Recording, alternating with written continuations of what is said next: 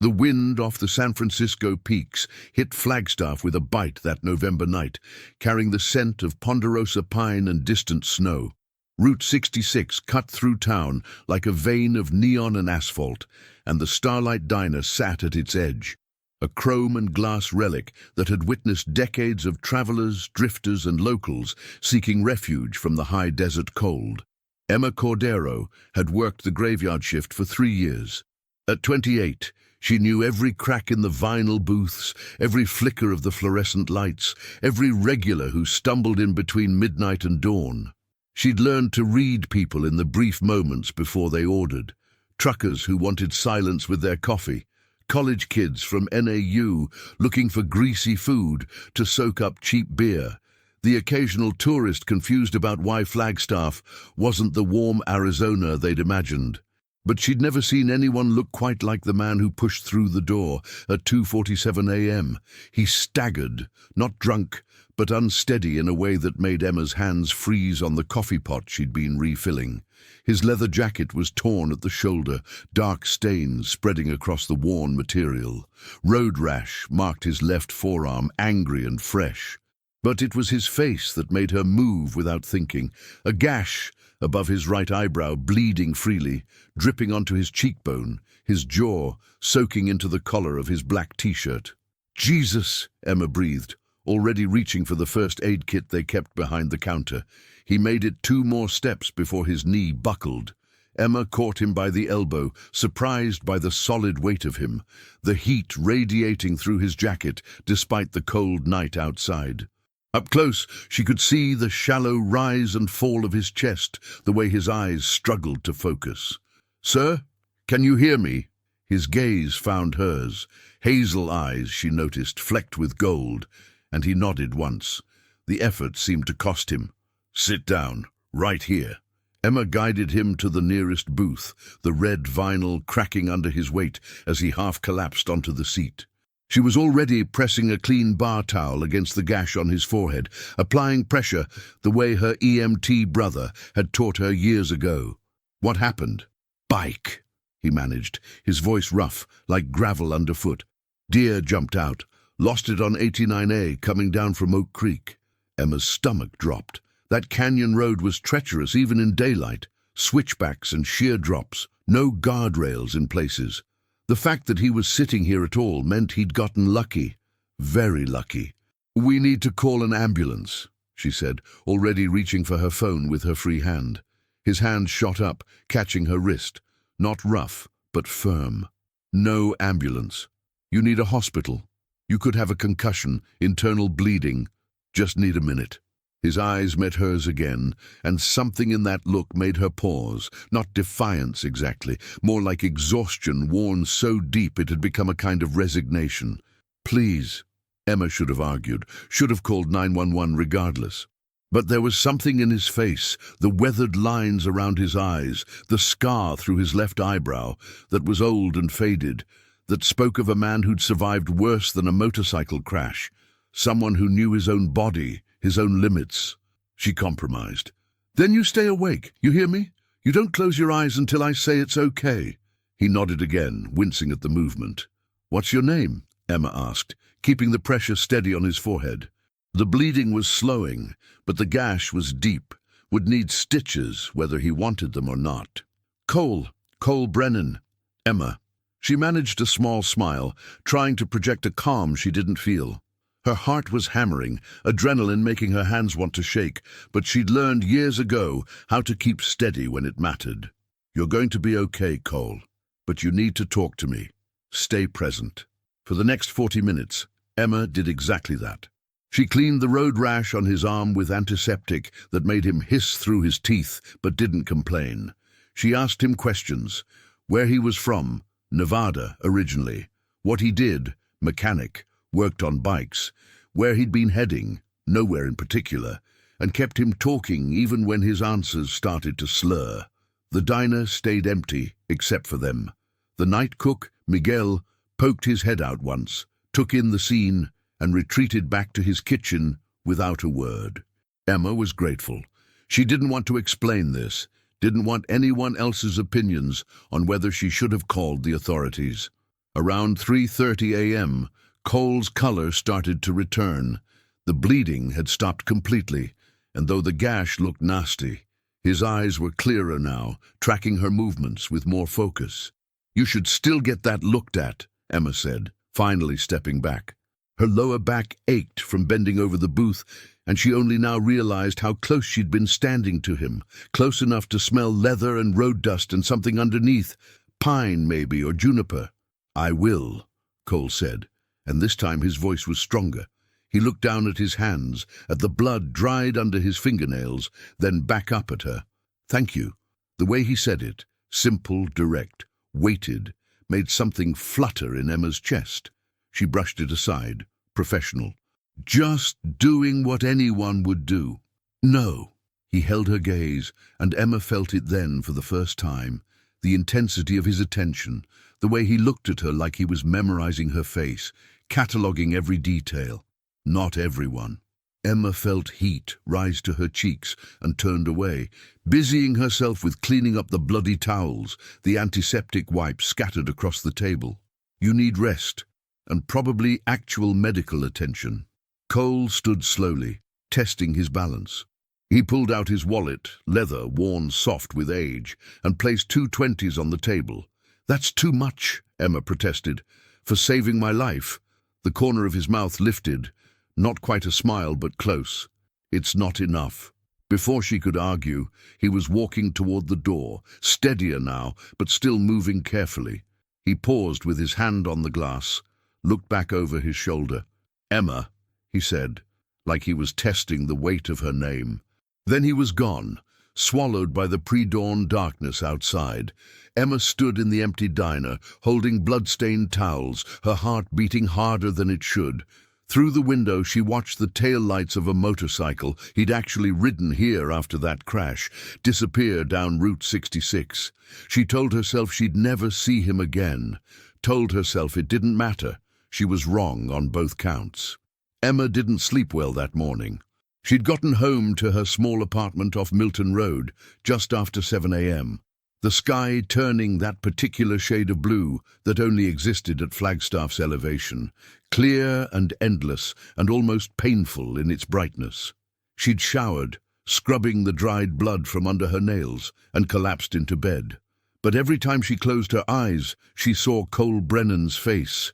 The blood, yes, but also the way he'd looked at her in those final moments before leaving.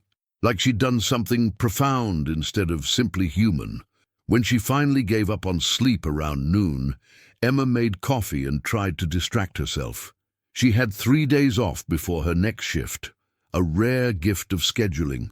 She should have been grateful for the break, should have used it to catch up on laundry, maybe drive up to Sedona for a change of scenery. Instead, she found herself thinking about a stranger on a motorcycle. "Get a grip," she muttered to herself, scrolling through her phone without really seeing it. The man had been in shock, grateful for basic first aid. That intensity she'd felt, that was just her own projection, the aftermath of adrenaline wearing off.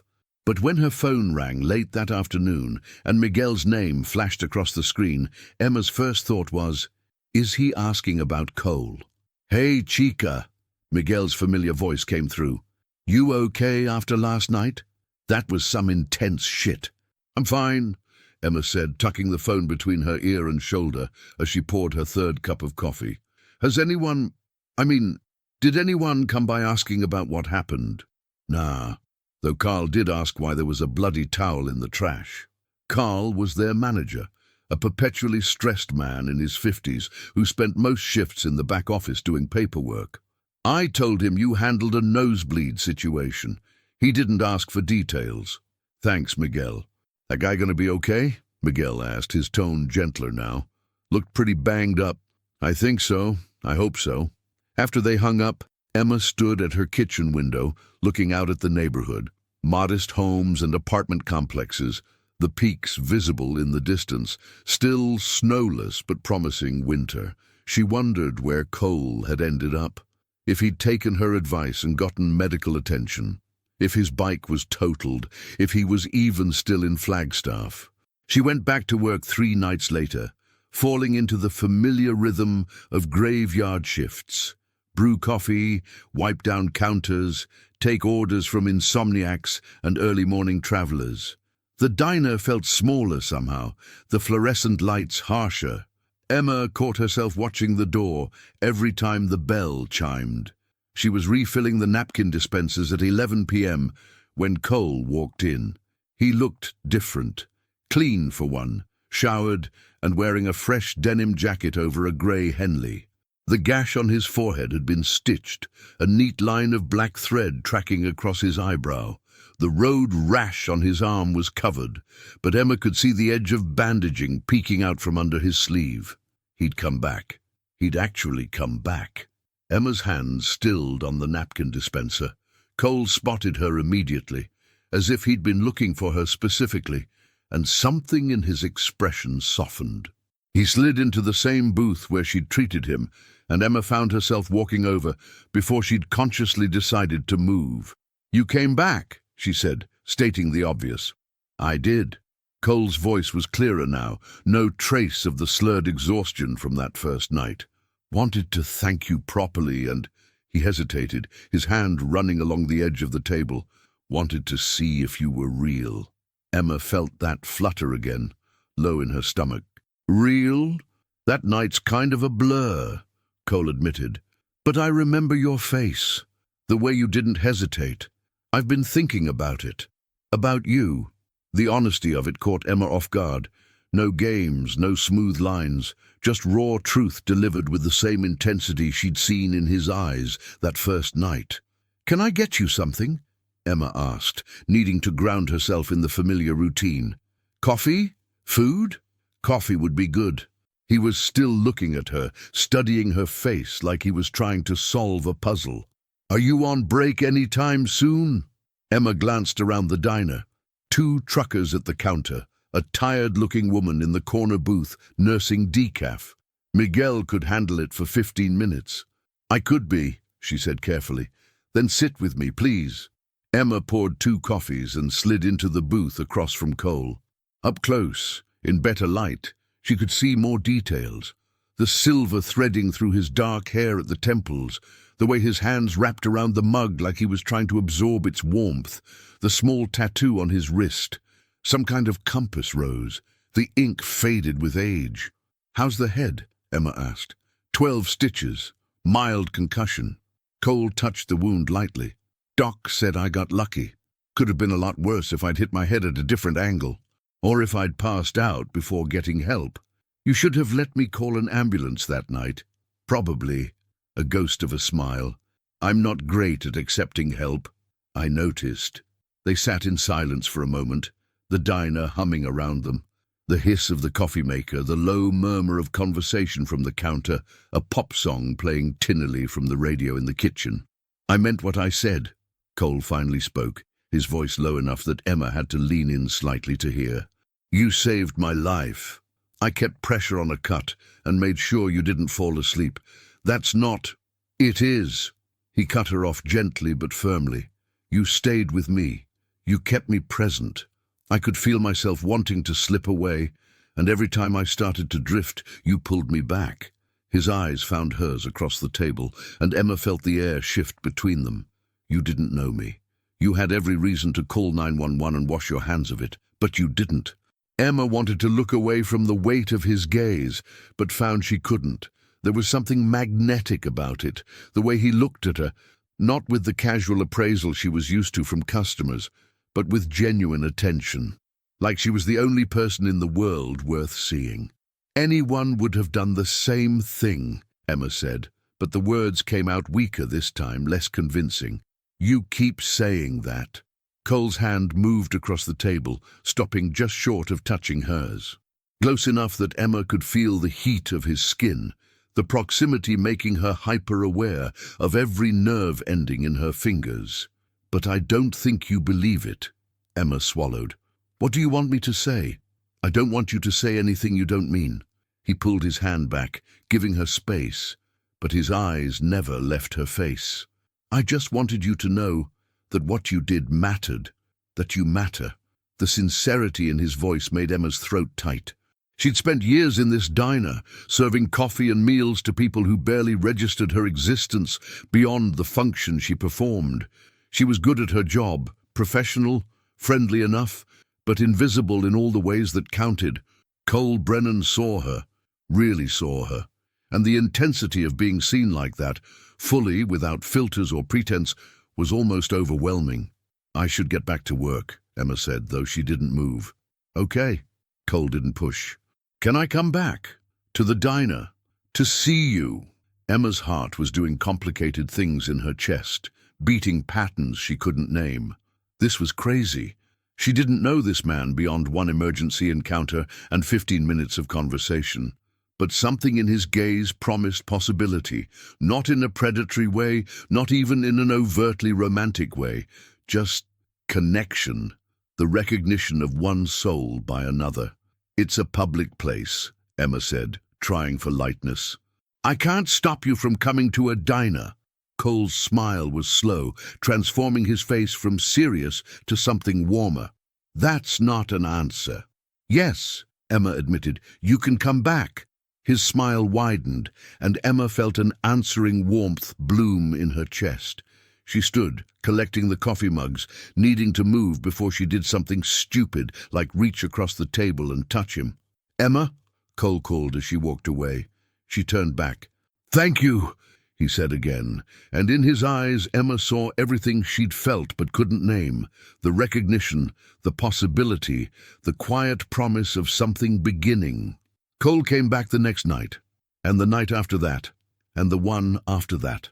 He always arrived around 11 p.m. when the dinner rush had faded and the diner settled into its graveyard shift rhythm. He'd take the same booth, order coffee and whatever pie Miguel had made that day, and wait until Emma's duties allowed her to sit with him. They talked about everything and nothing. Emma learned that Cole was 34, that he'd been riding motorcycles since he was 16, that he'd grown up in Reno with a single mother who'd worked 2 jobs to keep him fed and clothed. He'd done a stint in the army, mechanic division, stationed in Germany for 3 years, before coming back to the States and drifting across the Southwest, working in bike shops and auto garages wherever he landed. "Why Flagstaff?" Emma asked one night, watching his hands wrap around his coffee mug. She'd become fascinated by his hands, scarred and calloused, the fingernails perpetually stained with engine grease no amount of scrubbing could fully remove. Working hands, honest hands. Cole shrugged. "Heard there was work at a custom shop off 4th Street. Figured I'd check it out. Then I had my accident and—" His eyes found hers. "Found a reason to stay."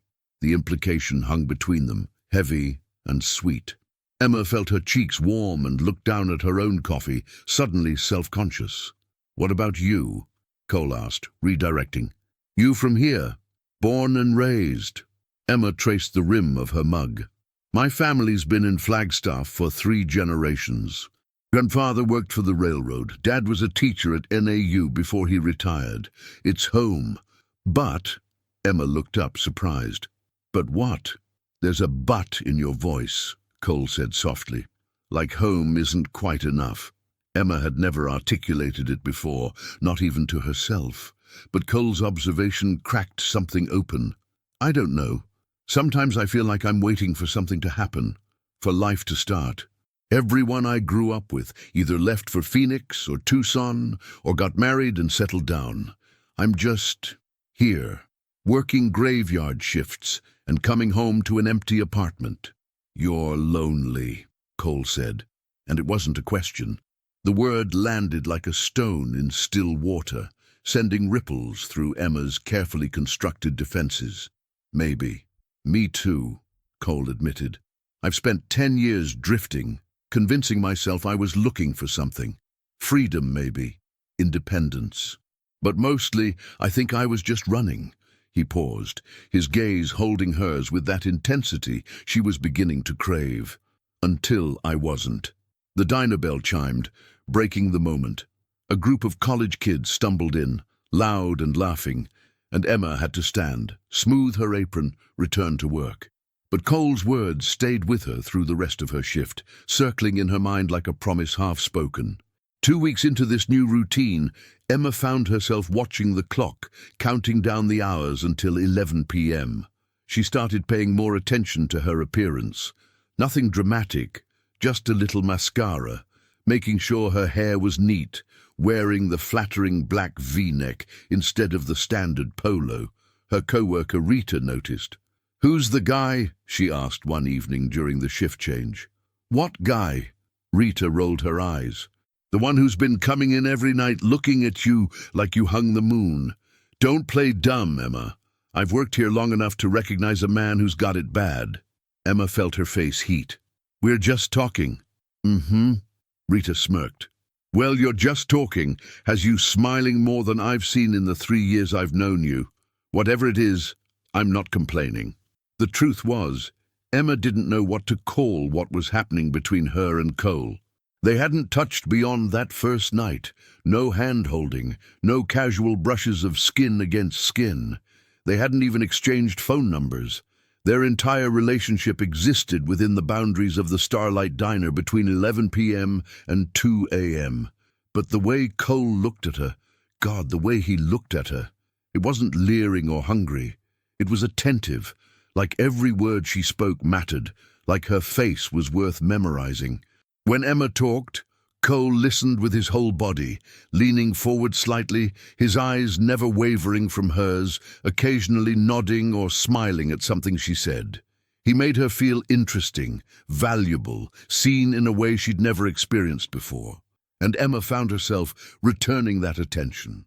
She studied the way Cole's jaw tensed when he talked about difficult subjects, the way his eyes crinkled when he smiled, the small scar through his eyebrow that she now knew came from a childhood bicycle accident. She noticed the way he always sat with his back to the wall, a military habit he couldn't shake, the way he drank his coffee black but always added sugar to the second cup, the way his voice dropped lower when they were alone, intimate without trying to be. 3 weeks in, Cole showed up with a book. "Thought you might like this," he said, sliding it across the table. Emma picked it up. Desert Solitaire by Edward Abbey. The paperback was worn, pages dog-eared, and margins filled with notes in pencil. "You wrote in it," Emma observed, flipping through. "Yeah." Cole looked almost shy. "I know some people hate that, but I can't help it. When something resonates, I need to mark it somehow." Emma read one of his marginal notes. "This is what freedom feels like, choosing your own emptiness." Her fingers traced over his handwriting, surprisingly neat for a mechanic. "I've never had someone give me a book before," Emma said softly. "Then you've been spending time with the wrong people." Their eyes met, and Emma felt it. That pull, that magnetic draw she'd been trying to rationalize away for weeks. The diner faded around them. The other customers, the clatter of dishes, Miguel singing off-key in the kitchen, all of it dissolved until there was only Cole's face, his eyes holding hers with an intensity that made her breath catch. "Emma," he said, and her name had never sounded like that before, weighted, meaningful, like a prayer or a promise. "Yeah?" Her voice came out barely above a whisper. "I need you to know something." "Udi!" Cole's hands were flat on the table, like he was physically restraining himself from reaching for her. "I didn't plan this. Coming here every night. I told myself I just wanted to thank you, to make sure you knew what you did mattered. But that's not the whole truth anymore." Emma's heart was hammering. "What's the truth?" "The truth is I think about you all day." The confession came out rough, raw. "I wake up thinking about what we'll talk about that night. I find myself remembering things just to tell you. The way you laugh when you're surprised, the way you bite your bottom lip when you're thinking hard about something, the way you look at the world like you're still finding wonder in it despite everything." Emma couldn't breathe, couldn't think, could only feel the weight of his words settling over her like a blanket. "I'm not good at this," Cole continued. "Feelings, talking about this stuff. I've spent years keeping people at arm's length. But with you, I don't want to. With you, I want to be known." "Cole, you don't have to say anything," he interrupted gently. I just needed you to know. Needed you to understand that this, he gestured between them, whatever this is, it matters to me.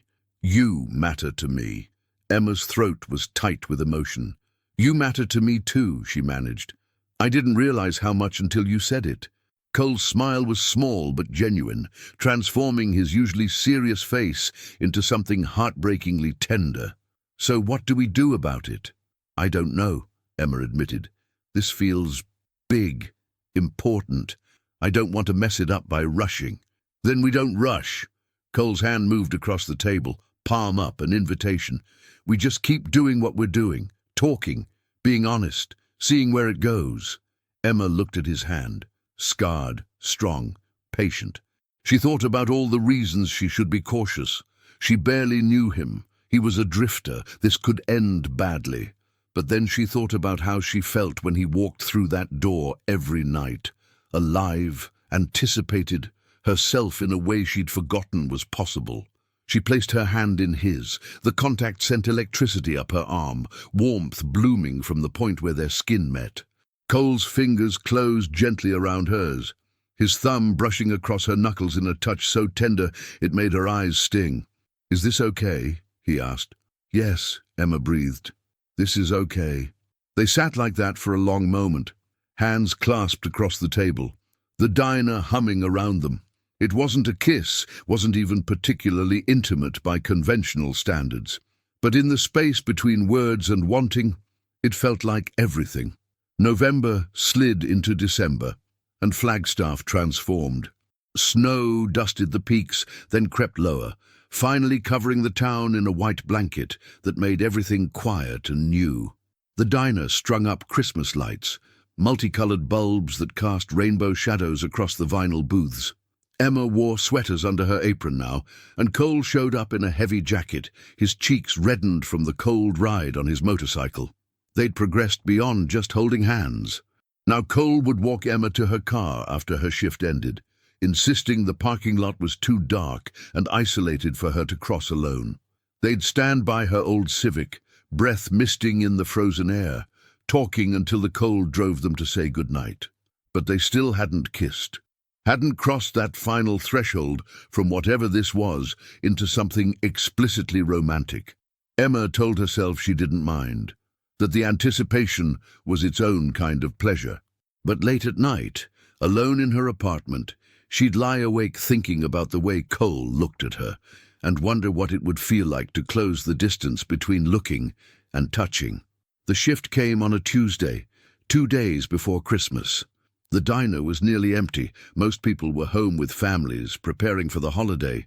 Even Miguel had left early, leaving Emma to handle the last hour of her shift alone. She was wiping down tables when Cole walked in at 10:30, earlier than usual. "You're early," Emma said, smiling. "Couldn't stay away." Cole's expression was serious, purposeful. "Emma, can we talk?" Something in his tone made Emma's stomach flip.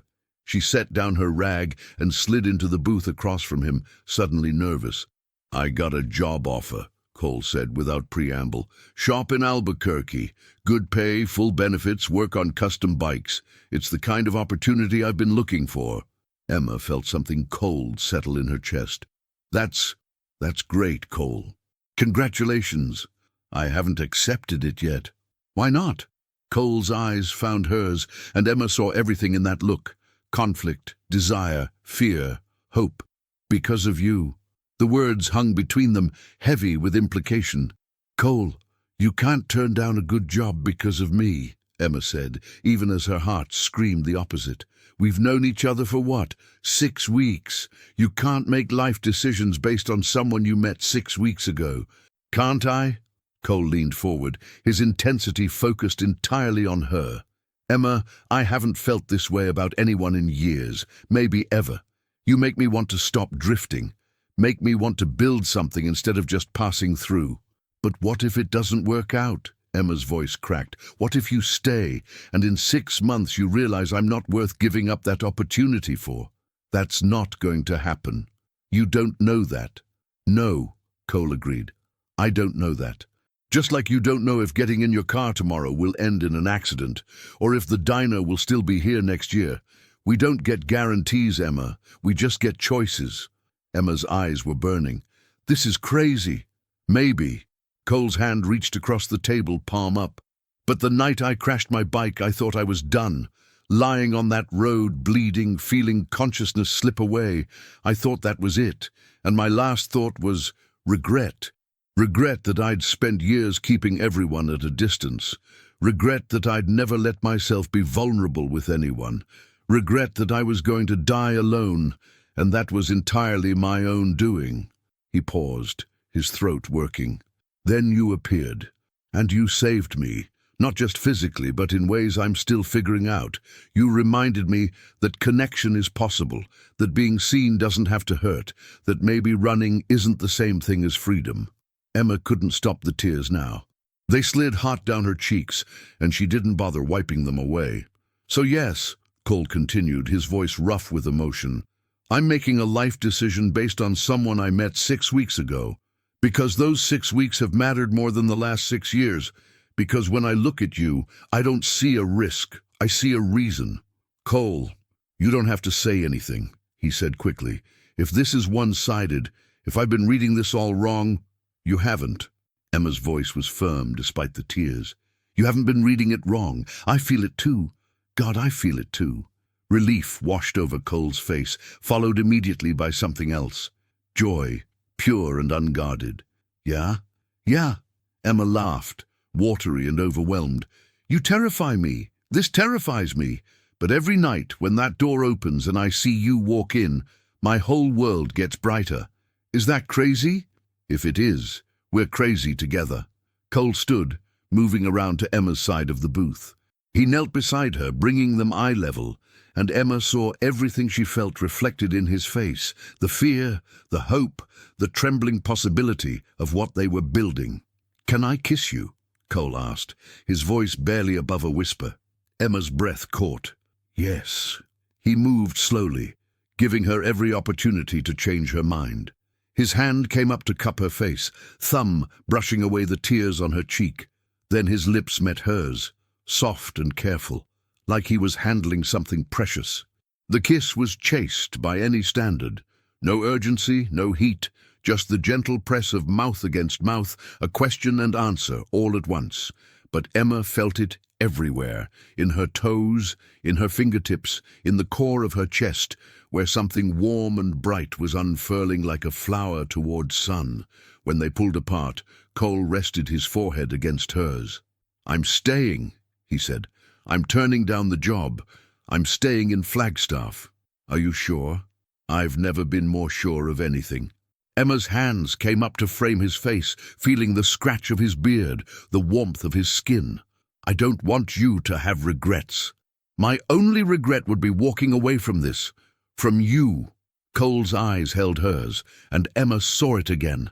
That look, the one that had started all of this, the look that stripped away every defense, every fear, every reason to protect herself, the look that said, I see you, all of you, and I'm choosing this anyway. Okay, Emma whispered. Stay. They kissed again, longer this time, and Emma felt the trembling in her chest transform into something solid and certain. This was real. He was real. They were real. When the diner door chimed, they broke apart, both laughing at the interruption. A tired-looking trucker stood in the entrance, looking apologetic for existing.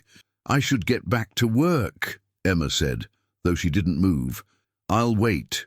Cole stood, helping her up. I'll always wait. Emma served the trucker his coffee and pie, acutely aware of Cole's eyes following her movements. But instead of feeling observed, she felt seen, and there was all the difference in the world. When the trucker left and they were alone again, Emma locked the diner's front door, flipped the sign to closed, and walked back to where Cole was standing. Come here, she said, and he did, pulling her into his arms. They stood like that in the empty diner, under the multicolored Christmas lights, holding each other while snow began to fall outside. Emma pressed her ear to Cole's chest, listening to the steady thump of his heart. The heart she'd helped keep beating that first night, the heart that had chosen to stay. Thank you, Cole murmured into her hair. For what? For saving my life. All the ways you've saved my life. Emma pulled back just enough to look up at him. You saved mine too. You just didn't realize it. Cole smiled. That rare, full smile that transformed his entire face, and Emma felt her heart skip. She'd spent so long feeling invisible, waiting for life to start, wondering if this was all there was. And then a biker had staggered through her door, bleeding and broken, and everything had changed. Not because of some grand romantic gesture, not because of fate or destiny or divine intervention, but because two lonely people had chosen to see each other, really see each other, and had been brave enough to let that seeing matter. So what happens now? Emma asked. Cole's thumb traced her jawline, his touch reverent. Now we figure it out together. One day at a time, one shift at a time, one moment at a time. That sounds good. Yeah? His eyes held hers, that magnetic pull stronger than ever. Yeah. They kissed again, and this time Emma let herself fall into it fully. No reservations, no fears, just the perfect, terrifying beauty of beginning something new. Outside, snow blanketed Flagstaff in white. Inside, the diner's lights cast rainbow shadows across two people, discovering that sometimes being saved means learning to be seen. And Emma knew, with a certainty that settled deep in her bones, that this was just the start. The first chapter in a story that would be written one shared look, one honest conversation, one trembling moment at a time. Cole had said she saved his life that night on the road, but the truth was simpler and more complicated. They'd saved each other, and they'd keep saving each other day after day, in all the small ways that actually mattered, the ways that started with a look, the ways that ended with a choice to stay.